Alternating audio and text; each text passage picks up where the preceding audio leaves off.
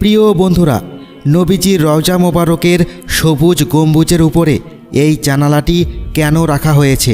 এই জানালা খুললে এবং বন্ধ করলে কি হয়?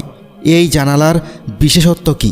হজরত মুহাম্মদ সাল্লাল্লাহু আলাইহি ওয়াসাল্লামের সমাধিস্থল বিশ্ব মুসলিম সম্প্রদায়ের নিকট রওজা শরীফ নামে পরিচিত। হজের সময় হাজিরা নবীর রওজা জিয়ারত করেন, দরুদ পাঠ করেন। নবী করিম সাল্লাল্লাহু আলাইহি ওয়াসাল্লামের রওজা মোবারক হচ্ছে মসজিদে নববীর সর্বাপেক্ষা গুরুত্বপূর্ণ স্থান।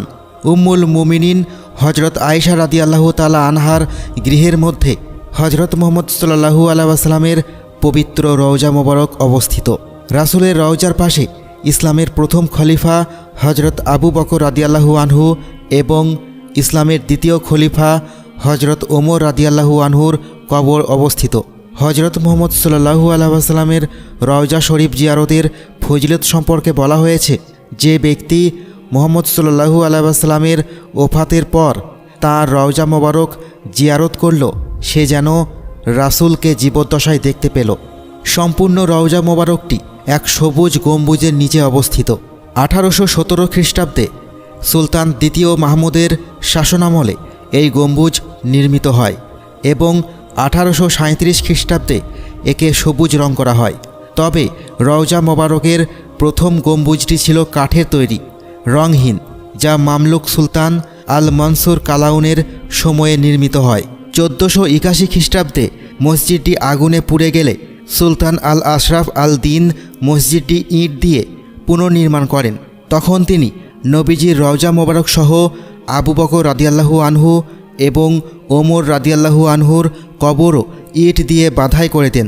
এর আগে দ্বাদশ শতাব্দীতে নবীজির দেহটি একবার চুরি হওয়ার ব্যর্থ প্রচেষ্টার পর সুলতান নুরউদ্দিন 1000 মণ সীসা গলিয়ে রওজা শরীফের চারিদিকে মজবুত প্রাচীর নির্মাণ করেন। হজের সময় হাজিরা নিশ্চয়ই রওজা মোবারকের ওপর সবুজ গম্বুজের ওপরে একটি জানালা লক্ষ্য করেছেন, কিন্তু এই জানালাটি কেন রাখা হয়েছে? এই জানালাটির বিশেষত্ব কি? এ বিষয়ে হজরত ওমর বিন মালিক রাদিয়াল্লাহু আনহু হতে বর্ণিত আছে, নবীজির ইন্তেকালের পর একবার মদিনা শরীফে দীর্ঘদিন অনাবৃষ্টির কারণে অসহনীয় গরম আর দুর্ভিক্ষ শুরু হয়।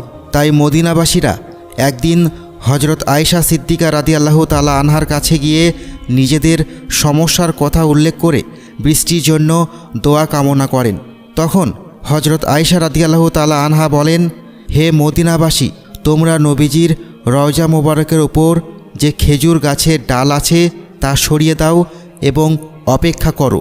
মদিনাবাসীরা তখন সেই পরামর্শ মোতাবেক কাজ করল।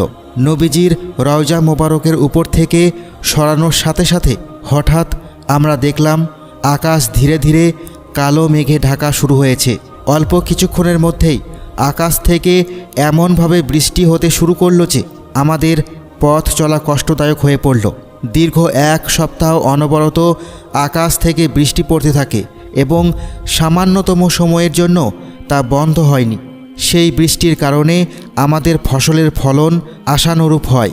1 সপ্তাহ পর মদিনাবাসীরা আবার হজরত আয়েশা সিদ্দিকা রাদিয়াল্লাহু তাআলা আনহার কাছে গিয়ে বৃষ্টি বন্ধের জন্য দোয়া চায়। তখন হজরত আয়েশা সিদ্দিকা রাদিয়াল্লাহু তাআলা আনহা বলেন, নবীজির রওজা মোবারকের ওপর খেজুর গাছের ডাল পূর্বের মতো দিয়ে দাও, বৃষ্টি বন্ধ হয়ে যাবে। মদিনাবাসীরা তাই করল। সাথে সাথে বৃষ্টি বন্ধ হয়ে গেল। সুনানে আবু দাউদ 1258।